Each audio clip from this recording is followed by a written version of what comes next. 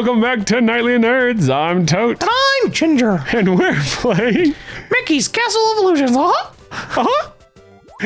almost got me there, Jack in the Box. Mr. Jack in the Box, you want to be a squeaky toy? Oh, you know, I like me some Mickey. I do too.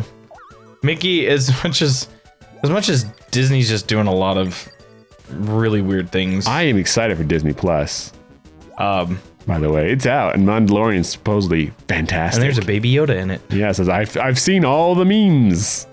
I like it because I'm at work all the time, and I sit on YouTube and just watch videos. I'll even end up watching our episodes to give us more views. Hey, I'm okay with that. But someone went to like in depth, like figuring out like, you know, what timeline or what part in the Star Wars timeline. It's between the new ones and the old one, right? Yeah, after it's Return? after Return, before and like I believe just a little bit after the Battle of Jakku. But someone mathed out like it, because you know we know nothing about Yoda and his race. His race. There's only been two in all of the, even though it's non-canonical anymore, but like the extended universe source material and the prequels and stuff like that, there's only been two: one male, one female, one Yoda, and I forget the name of the other one, but she was also on the Jedi Council. Oh yeah, I heard. Yeah, so is that the mother and father? Did Yoda break the rules? That's like, and like George Lucas refuses to talk about Yoda's race. It doesn't even have a name, where it's originally from, that kind of thing. And it's like taboo to George Lucas to talk about it. Like, anytime someone asked about it, he would pivot and change the subject to something else. And that's interesting, because of how like they were doing all this different math, and it's all theory, and it's not going to be confirmed until more episodes of The Mandalorian and all that different stuff. But that Baby Yoda is, and again, it's not really, you know, spoilers. If you're attached to the internet, it's gonna get spoiled to you with an instance of like just being on YouTube. I'm YouTube, Facebook. There's Baby Yodas everywhere. But that Yoda, again, this is all fan. I haven't watched it. The other people haven't watched it either. They was literally just the clips, and they were just doing the basic math of everything, and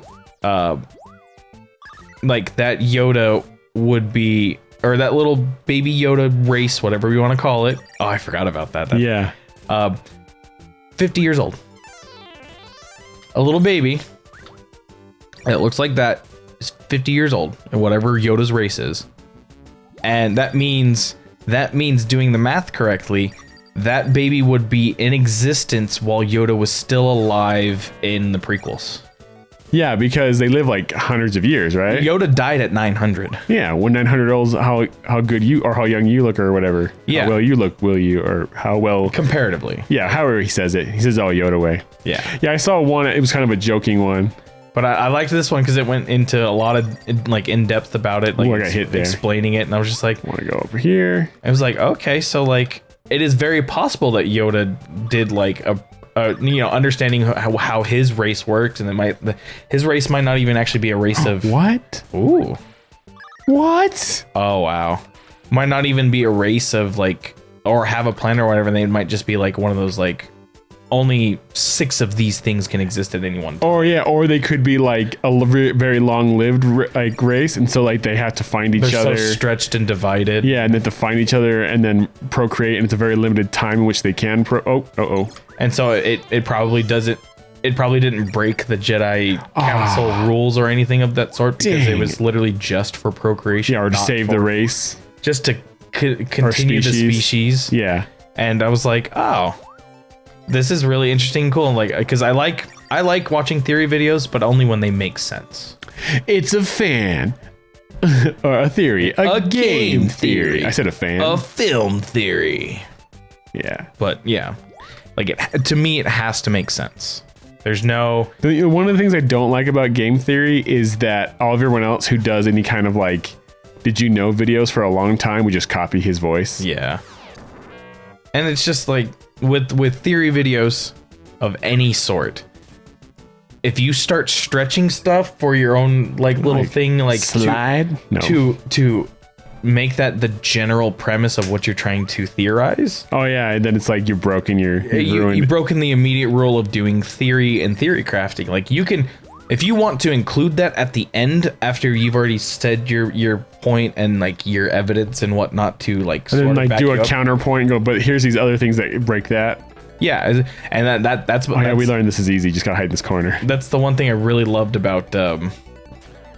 I really like about field theories when or not just any kind of theory crafting. Oh, that's right. When people are smart and they will play devil's advocate for themselves. That's when I really appreciate it. Yeah.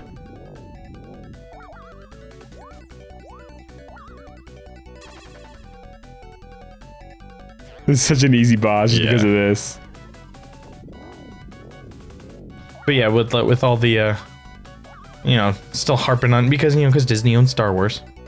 I learned a lot of interesting things about just Obi-Wan Kenobi as just in general as a Jedi. Ubi Scooby Kenobi? Like even back in like the prequels. Uh-huh. So like Obi-Wan Kenobi is the master of one of like the most amazing styles of defensive lightsaber play. Okay. In which he's not aggressive. He just intercepts and controls the fight and weakens them out like stamina wise. Oh yeah, it has them tire themselves out. There's a lot of fighters who actually fight that. That's what the rope-a-dope is. Yeah, and if you look, okay, so interesting thing. As much as a lot of people don't like the prequels or anything, but if you think of like all the fights that Obi-Wan Kenobi had in the prequels, he was losing or he never lost. Everyone either like wore themselves out or ran away, or they did something reckless because they were getting frustrated. And that is why after watching this video, it's like it makes this makes so much sense. But like, as much as it's a stupid line and everyone hates it, Anakin has the high ground because of his fighting style. It makes more sense. Yeah, he frustrated Anakin. He's not saying he has the high ground because he has a better like sword advantage point. It's just his fighting style versus Anakin's fighting style means he would have lost regardless of the position he was in, and he's just letting you know it's like I have the better sword technique. We said the second bridge, right? Oh yeah. Ooh. He's like I have he's not saying I have the high ground. I have the better position right now. He's saying I have the better fighting style, and you will lose. Okay, so we drop here. You are my apprentice, or you were my Padawan, and I don't want us to the end. And I don't want to strike you down, but I will. But I will if you push it further. And I was just like, oh, that makes it so much better. George Lucas, why can't you tell a story better? Because the other like, and then here's the interesting thing. I'm on a Star Wars kick, and I'm just keep going, baby. I'm just gonna go. I found all my Star Wars, like all of them, I found my X-wing, like my big old X-wing and my snow speeder and everything. That. So I'm all excited. So like in the Clone Wars, these bats movie, are fucking me up. Sorry, go ahead. Anakin compared Obi-Wan Kenobi to Mace Windu because Mace Windu. I forget the name. Mace Windu was like the head sentinel, wasn't he? No, he's one of like the. It's a reason why Mace Windu gave like zero shits when it came to Anakin. Yeah, because Mace Windu went through everything that Anakin. He was far younger than Anakin when he became a Padawan, and started learning in the Jedi way and everything. Mace Windu developed a fighting style and a meditation style to balance out his because there's a lot of Jedi that would get so close to the dark side, and use powers and influences that the dark side would use, but like Mace Windu developed a meditation and a fighting style that would let him do it without like slipping over, and so that's why he gave zero fucks when it came to Anakin. He's like I trust the politics. I trust all this different. When he's getting very much influenced over to the dark side. When dang it, that is the hard part right there. Yeah, you gotta just trust you're gonna be there. There might be another way down. I think last time you were doing this, you just gotta focus on staying on the lower path. Anytime there is a lower path. Mace Windu. Yeah, Mace Windu's just like, he's a pretty big badass. Like, not just because Samuel L. Jackson or anything like that, but like. Yeah, I'm gonna pick up Disney Plus here, get the Hulu ESPN package with it. And so take that path to the right. And then just go down. I don't know if I can go down. Oh, dang, it insta-kills you. Ouch. I did not know that. Well, man, we were doing good, and then I started messing up. Well, like last time we were playing this particular. But I want to watch Rebels, because I have not watched that. And everyone I would says love it's to watch fantastic. Like Ahsoka, like Anakin's little Padawan, she has an interesting story. Like, I mean, like all these little, like, because the Mandalorian and First Order, or not First Order. What's the new one that just came out from EA? Oh, Fallen Order? Something like that. Something. But it's like there's tons of like videos of Star Wars related stuff popping up on YouTube because I have nothing else to do while I'm sitting and looking at a computer and looking at cameras and stuff like that. I'll just click on them and I'll start listening to them.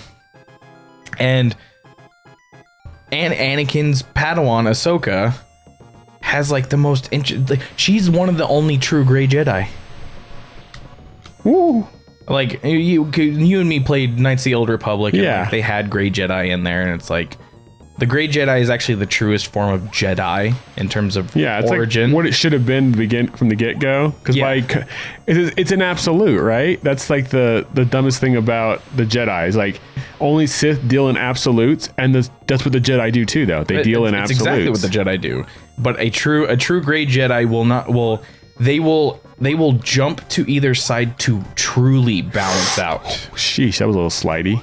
Like a Jedi, a gray Jedi will use. Why is that one slidey? Do you see that? I would just use it as momentum. But yeah, like a true gray Jedi will use dark side influences if the light side is in too much control, and vice versa.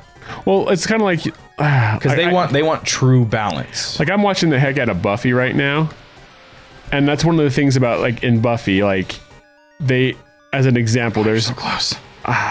So many there's different slayers that come into it. Like there's supposed to only be one, and then she dies, but then she comes back, so now there's more than one slayer. Yes. When one slayer dies, another one's rise, whatever.